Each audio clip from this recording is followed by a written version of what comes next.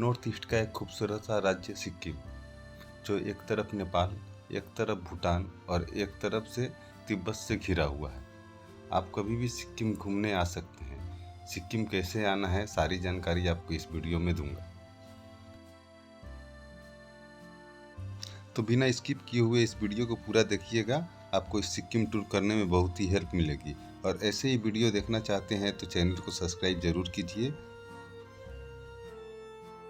तो चलिए शुरू करते हैं सिक्किम का सफ़रनामा।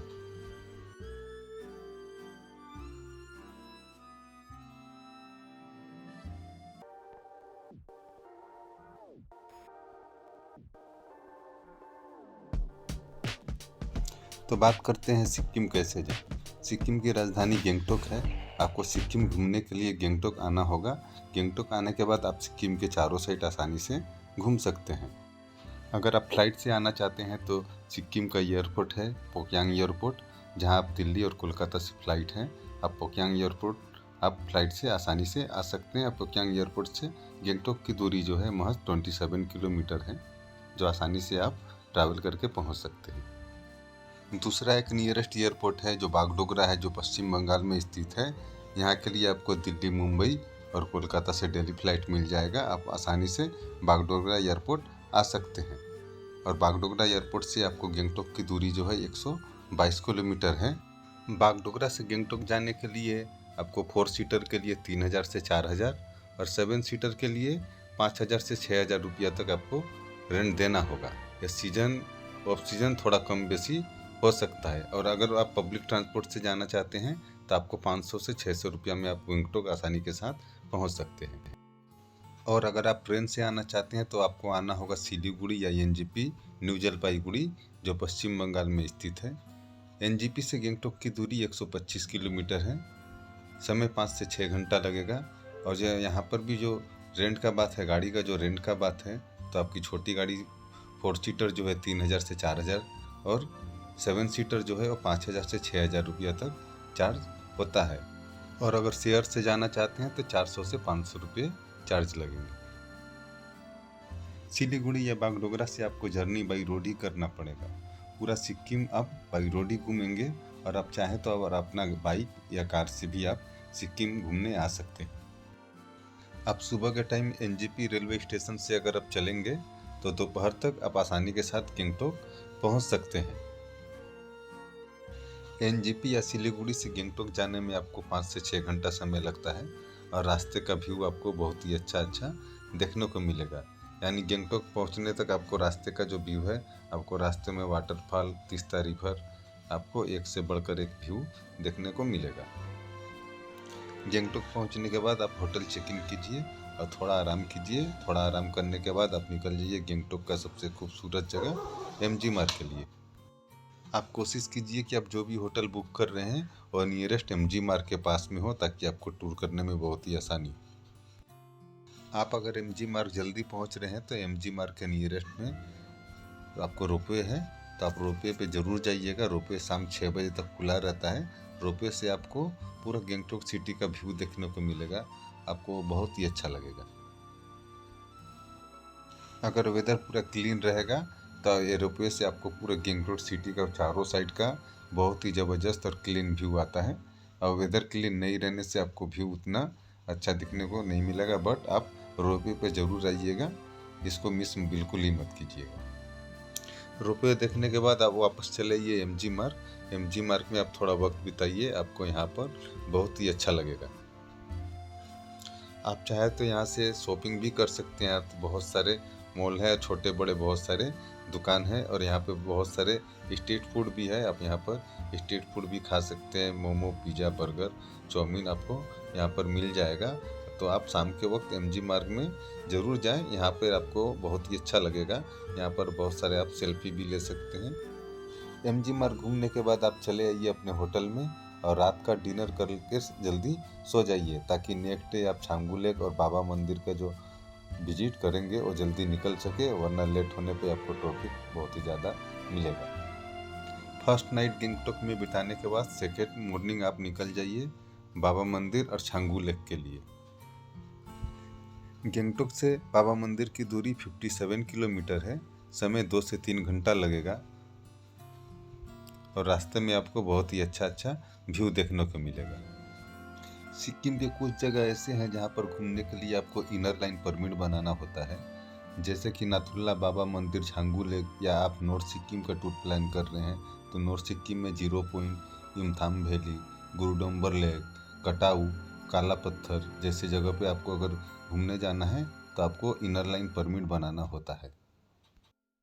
आप गंगटोक के जिस भी होटल में रुकेंगे उन होटल से ओनर से बात करने पर आपको परमिट का अरेंज आसानी से कर देंगे, या आप जो ट्रैवल एजेंट, टूर ऑपरेटर से टूर पैकेज कर रहे हैं वो लोग भी आपका परमिट का अरेंज वो लोग कर देंगे। आपको उसके लिए कोई भी टेंशन नहीं लेना होता है, तो परमिट आपको बहुत ही आसानी से बन जाएगा।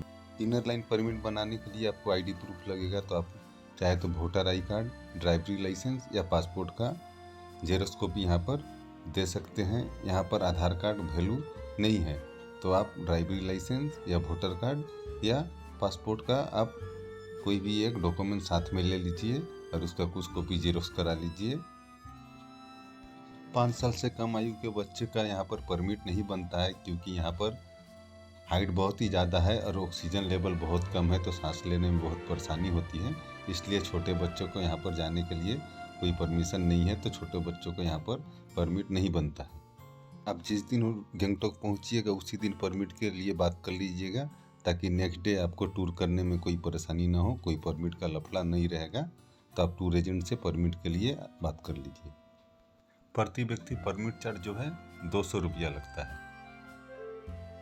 गंगटोक से बाबा मंदिर के 57 किलोमीटर के सफ़र में आपके कुछ ही दूर पर एक से बढ़कर एक अच्छे से अच्छे व्यू देखने को मिलेगा, जिसको देख करके आपको बहुत ही ज़्यादा अच्छा लगेगा।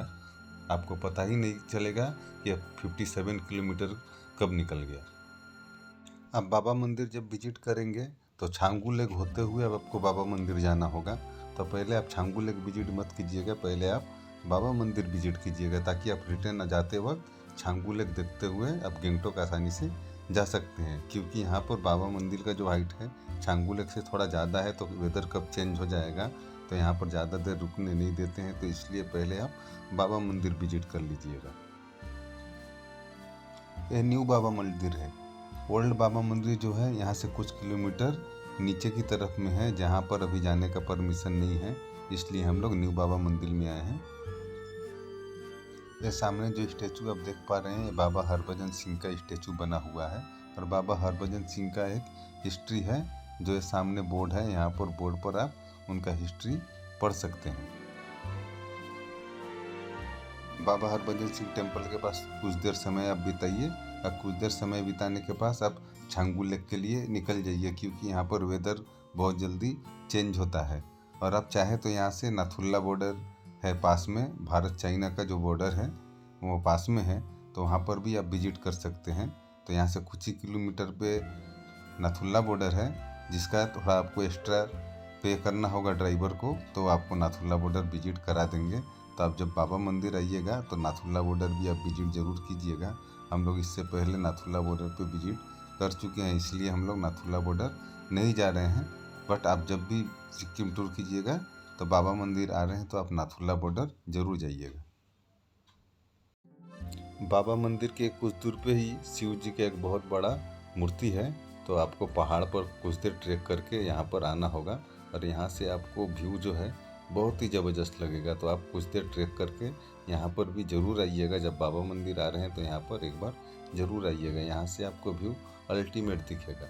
यहाँ पर एक शिव जी का बहुत बड़ा मूर्ति है, और यहाँ पर बुद्धिज्म फ्लैग लगा हुआ है, और आपको बाबा मंदिर का यहाँ से व्यू बहुत ही ज़बरदस्त दिखेगा। तो यहाँ पर आना बिल्कुल भी मिस मत कीजिएगा। बाबा मंदिर विजिट करने के बाद आप चले आइए छांगू लेक विजिट करने के लिए। बहुत ही सुंदर लेक है, आपको ये लेक देख करके बहुत ही अच्छा लगेगा। और विंटर सीजन में ये लेक पूरा फ्रीज हो जाता है। अभी आपको लेक का जो वाटर दिखेगा आपको क्रिस्टल वाटर दिखेगा, और लेक के पास में ही आपको रोपवे है। यहाँ पर भी आप रोपवे पे जा सकते हैं, जैसे गंगटोक में आप रोपवे पे गए थे वैसे यहाँ पर भी आप रोपवे पे जा सकते हैं। तो रोपवे पे जाने से आपको चारों तरफ का स्नो कवर माउंटेन दिखेगा, व्यू बहुत ही अच्छा आएगा। लेक के पास में याक है, आप याक राइड भी कर सकते हैं। लेक के चारों साइड का आप याक से राइड कर सकते हैं। या याक पे बैठ कर के आप सेल्फी ले सकते हैं। इसका आपको चार्ज देना होगा। तो आप यहाँ पर थोड़ा देर समय बिताइए, आपको बहुत ही अच्छा लगेगा।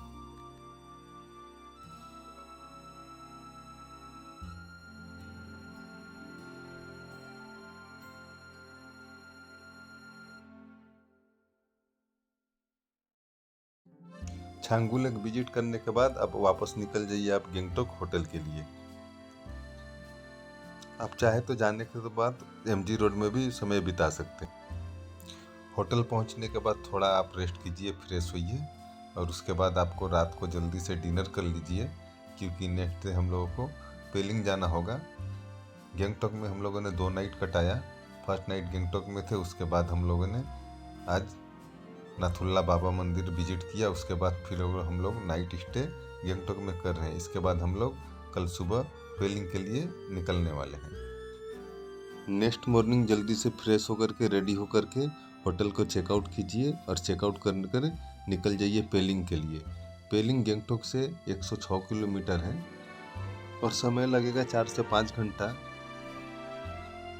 आप गंगटोक से पेलिंग का जब भी टूर प्लान करेंगे तो आप रामंगला और नामची होते हुए पेलिंग जाइएगा, तो आपको टूर करने में बहुत ही ज़्यादा आसानी होगा। हम लोग नामची के 4 धाम और रामंगला का बुद्धा पार्क देखते हुए गंगटोक से पेलिंग जाएंगे। आप लोगों को भी सजेस्ट करेंगे कि आप लोग भी ऐसे ही टूर पैकेज करें। तो गंगटोक से 1 घंटा 2 घंटा की जर्नी करने के बाद आप नामची के 4 धाम आसानी से पहुंच जाएंगे। और नामची के 4 धाम में एंट्री का जो टिकट चार्ज है वो प्रति व्यक्ति 100 रुपया है। और ये नामची 4 धाम जो है बहुत ही बड़ा स्पेस में है, तो आप जब भी यहाँ पर विजिट करें हाथ में समय निकल कर आइएगा, क्योंकि इसको पूरा तरीके से अच्छी तरीके से विजिट करने में आपको बहुत ज़्यादा समय जाने वाला है। ये 4 धाम को सिद्धेश्वर धाम के नाम से भी जाना जाता है। यह नामची में स्थित है। यहाँ पे आपको शिव जी का बहुत ही बड़ा स्टैचू देखने को मिलेगा। बहुत ही बड़ा मूर्ति है शिव जी का, और सामने नंदी जी का आपको एक मूर्ति देखने को मिलेगा। और शिव जी का जो बहुत बड़ा मूर्ति है उसके अंदर मंदिर है, आप चाहें तो वहाँ पर जाकर के पूजा कर सकते हैं। बद्रीनाथ, द्वारिका, पुरी, रामेश्वरम के तर्ज पे यह 4 धाम के नामची के जो 4 धाम है इसको बनाया गया है। यहाँ पर एक जगह पे ही आप 4 धाम के बड़े बड़े मंदिर को एक जगह पे ही देख पाएंगे और दर्शन कर पाएंगे। तो यहाँ पर विजिट करना बिल्कुल भी मत भूलिएगा। नामची के 4 धाम देखने के बाद अब निकल जाइए रावंगला का बुद्धा पार्क देखने के लिए। नामची के 4 धाम से रावंगला का बुद्धा पार्क 32 किलोमीटर है। आपको समय 1 घंटा से 1.5 घंटा लगेगा। तो आप रास्ते का व्यू देखते देखते आसानी से बुद्धा पार्क पहुँच जाइएगा। रावंगला का बुद्धा पार्क का प्रति व्यक्ति का टिकट एंट्री फी जो है 100 रुपया लगेगा। बुद्धा पार्क में बुद्धा जी का बहुत बड़ा स्टैचू है और स्टैचू के नीचे ही एक मोनेस्ट्री है। और मोनेस्ट्री में वीडियोग्राफी अलाउड नहीं है, मगर आप मोनेस्ट्री जब भी आइएगा बुद्धा पार्क विजिट जरूर कीजिएगा। बुद्धा जी के जीवन के बारे में बहुत कुछ वहाँ पर आपको जानने को मिलेगा। और ये बुद्धा पार्क बहुत बड़ा एरिया में है। इसके चारों साइड आप घूम सकते हैं। अगर पैदल नहीं घूम पाएंगे तो यहाँ पर इलेक्ट्रिक व्हीकल है जिसका चार्ज लगता है, और इलेक्ट्रिक व्हीकल से आप बुद्धा पार्क के चारों साइड का व्यू आप इंजॉय कर पाएंगे। और बुद्धा पार्क का जब भी आए या सिक्किम जब भी टूर पैकेज कर रहे हैं तो अपने साथ गर्म कपड़ा ज़रूर कैरी करें, क्योंकि यहाँ पर टेम्परेचर बहुत कम है और तेज़ हवा चल रही है। और बहुत ज़्यादा ऊपर हाइट पे होने के कारण यहाँ पर बहुत तेज़ ठंडी हवा चलती है। तो अपने साथ गर्म कपड़ा ज़रूर कैरी कीजिएगा और अपने साथ कुछ ज़रूरी मेडिसिन भी कैरी कीजिएगा, क्योंकि यहाँ पर अगर आपको कोई प्रॉब्लम होता है तो मेडिसिन लेने से आप आसानी से ठीक हो सकते हैं। रेनी सीजन छोड़ करके आप कोई भी सीजन में सिक्किम टूर का पैकेज कर सकते हैं। बरसात में क्या होता है, बारिश में लैंडस्लाइडिंग का बहुत ज़्यादा डर रहता है, तो आपको सजेस्ट करेंगे कि आप बारिश में सिक्किम घूमने ना आए। बारिश छोड़ करके आप कोई भी वेदर में सिक्किम घूमने आ सकते हैं, बट अपने साथ ठंडी कपड़ा ज़रूर कैरी करें, क्योंकि यहाँ पर बहुत ही ज़्यादा ठंड लगता है और बहुत ही तेज़ ठंडी हवा चलती है। तो आप जब भी यहाँ पर विजिट करेंगे तो कोशिश कीजिए कि यहाँ पर ठंड कपड़ा और मेडिसिन ले करके ही आए, और छोटे बच्चों को अपने साथ ना ले करके आए तो ज़्यादा ही अच्छा होगा।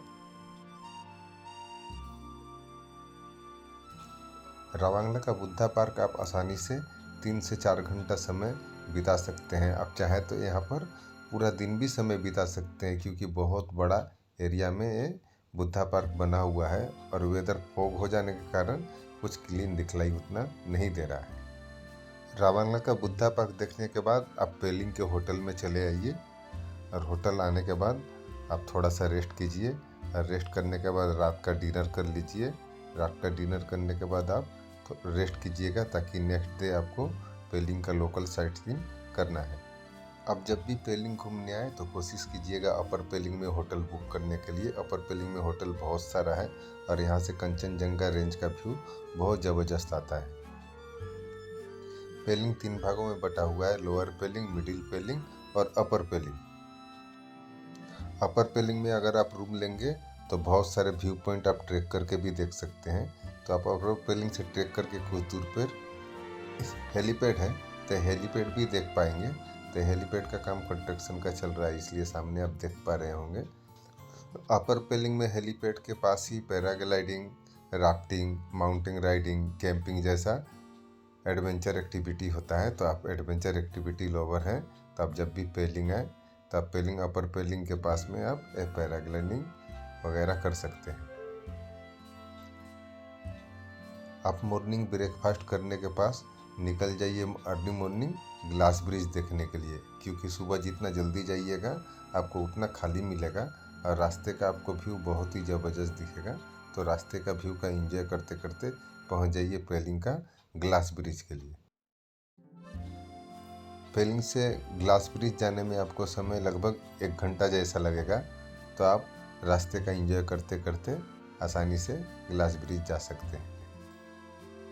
पेलिंग के ग्लास ब्रिज का प्रति व्यक्ति चार्ज 100 रुपया है, तो 100 रुपया एंट्री दे करके आप अंदर जा सकते हैं। ग्लास ब्रिज में एंट्री करते ही आपको सामने में बुद्धा जी के एक बहुत बड़ा स्टेचू दिखलाई देगा और आपको बहुत सारा सीढ़ी चढ़ करके उस स्टेचू के पास जाना होगा। और स्टेचू के नीचे में एक बहुत ही प्यारी मोनेस्ट्री है। तो आप जब भी यहाँ पर आइएगा तो मोनेस्ट्री पे विजिट ज़रूर कीजिएगा।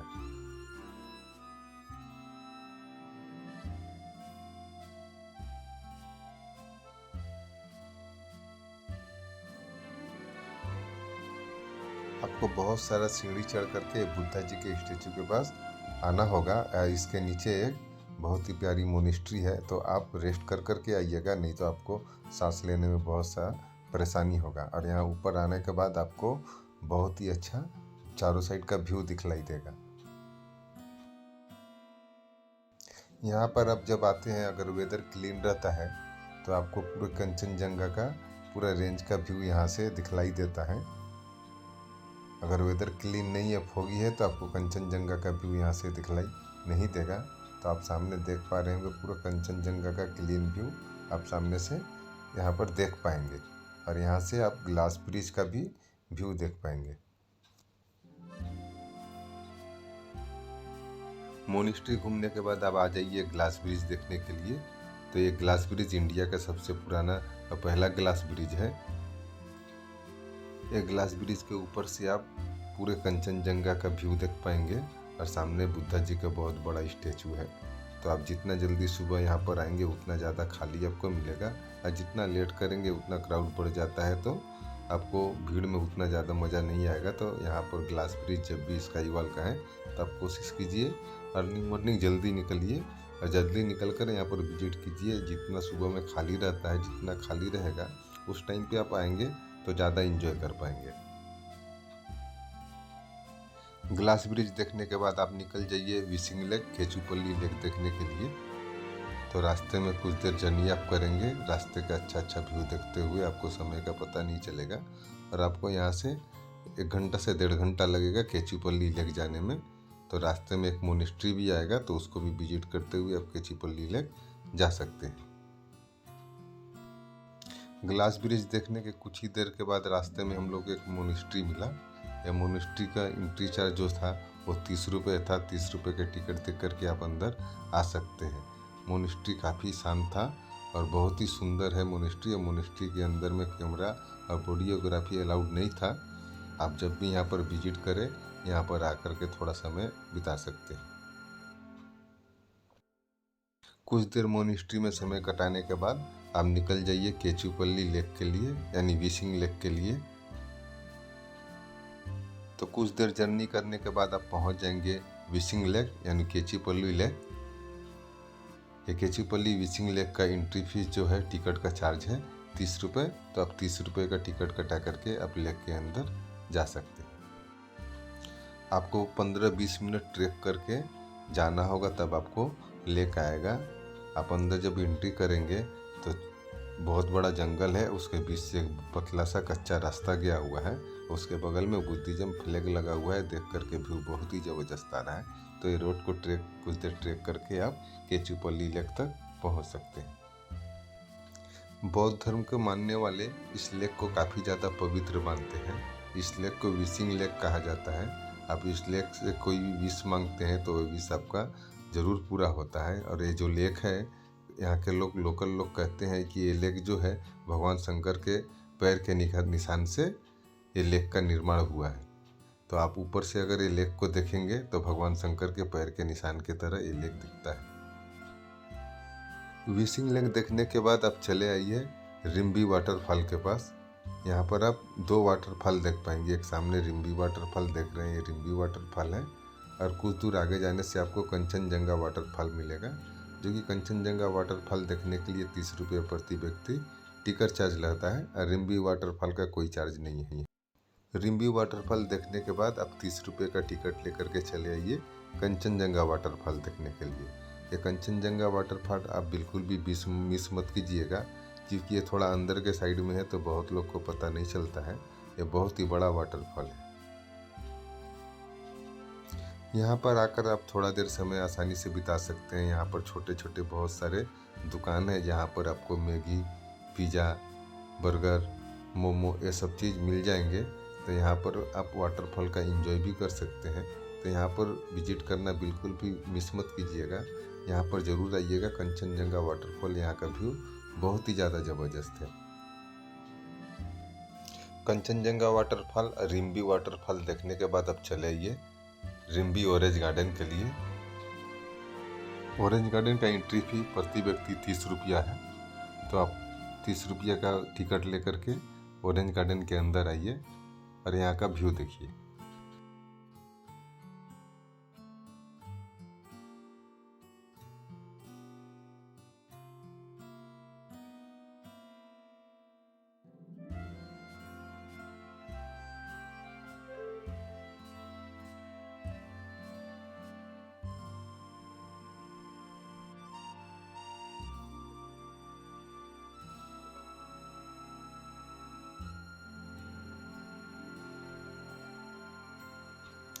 ऑरेंज गार्डन के अंदर में छोटे छोटे कॉटेज और होम स्टे भी है।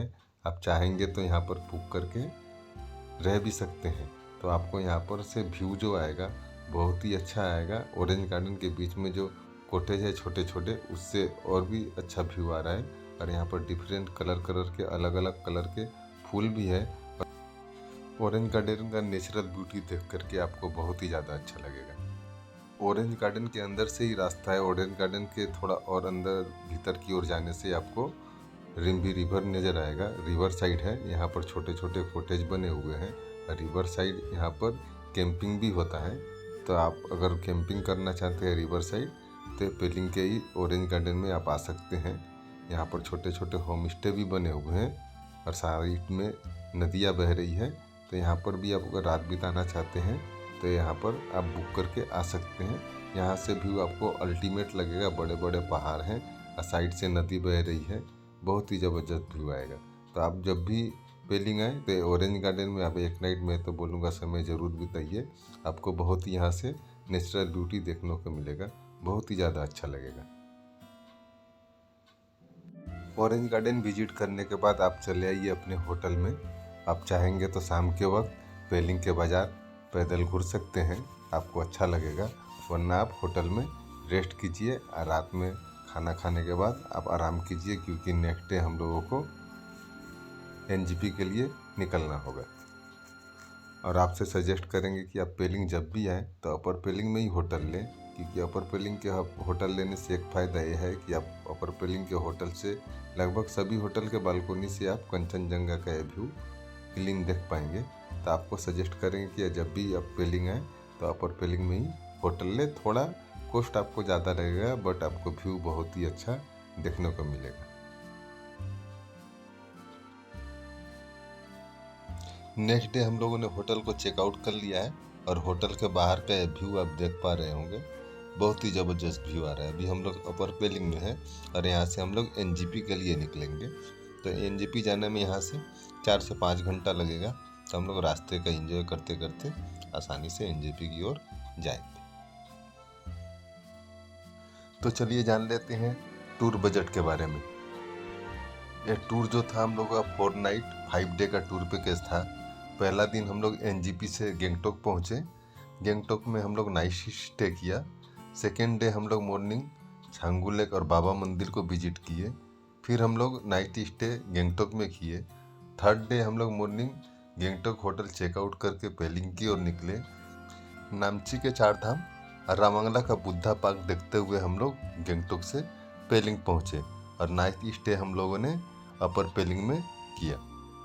फोर्थ डे आप निकल जाइए पेलिंग के साइट सीन करने के लिए, जिसमें पेलिंग का ग्लास ब्रिज है, विशिंग लेक है, कंचनजंगा वाटरफॉल है, रिम्बी वाटरफॉल है, रिम्बी नदी है और आपको रिम्बी ऑरेंज गार्डन ये विजिट एक दिन में आसानी से कर सकते हैं।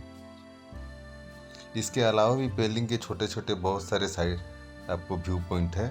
आप चाहेंगे तो वहाँ पर भी विजिट कर सकते हैं। हम लोग को समय कम रहने के कारण हम लोगों ने वहाँ पर विजिट नहीं किया था। तो आइए जान लेते हैं 4 नाइट 5 डे का टूर करने में आपको कितना खर्चा लगने वाला है, आपका बजट कितना होने वाला है, ये आपको हम बतलाते हैं। 5 डे के लिए 7 सीटर गाड़ी का जो चार्ज हम लोग को लगा वो 25,000 था। यानी कि हम लोग 7 से अगर डिवाइड करते हैं इसको तो समथिंग 3,600 रुपया आपको प्रति व्यक्ति आपको ट्रांसपोर्ट का चार्ज लगेगा। गंगटोक के जिस होटल में हम लोग रुके हुए थे उसका एक दिन का चार्ज 1,500 रुपये था और डबल बेड का रूम था, उसमें 2 लोग आसानी से रह सकते थे।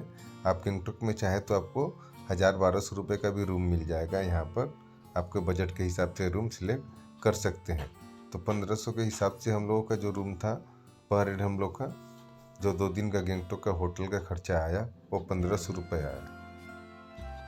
पेलिंग में डबल बेड के रूम का भी किराया 1,500 रुपये था। तो यहाँ भी 2 दिन के लिए प्रति व्यक्ति जो हम लोग को रूम का खर्चा आया वो 1,500 रुपये आया। यानी कि हम लोग को 1,500 रुपये गंगटोक में और 1,500 रुपये पेलिंग में 3,000 रुपये हम लोग का रूम रेंट का खर्चा आया। ब्रेकफास्ट लंच डिनर में पर पर्सन एक दिन में आपको 500 रुपया से 600 रुपया तक आपको खर्चा आएगा। यानी 600 के हिसाब से 5 डे का आपको 3,000 रुपया खर्चा आएगा। यानी सबको हम लोग इक्वल करेंगे 3,600, 1,500, 1,500 और 3,000 और प्लस 1,000 रुपया आप एक्स्ट्रा आप इंक्लूड कर लीजिएगा, क्योंकि आपको परमिट वगैरह और छोटे छोटे जगह पे आपको खर्चा होंगे तो 1,000 रुपया इंक्लूड कर सकते हैं। इसको राउंड फिगर करके आपको 10,600 रुपया पर पर्सन आएगा। तो उम्मीद करता हूँ सिक्किम टूर का ये वीडियो आपको पसंद आया होगा। वीडियो पसंद आए तो लाइक करें, चैनल पे नए हैं तो सब्सक्राइब करें और बेल आइकन को प्रेस कर ले ताकि हमारे वीडियो का नोटिफिकेशन आपके तक आसानी के साथ पहुँच सके। तो दोस्तों मिलते हैं किसी नए से वीडियो में, तब तक के लिए धन्यवाद।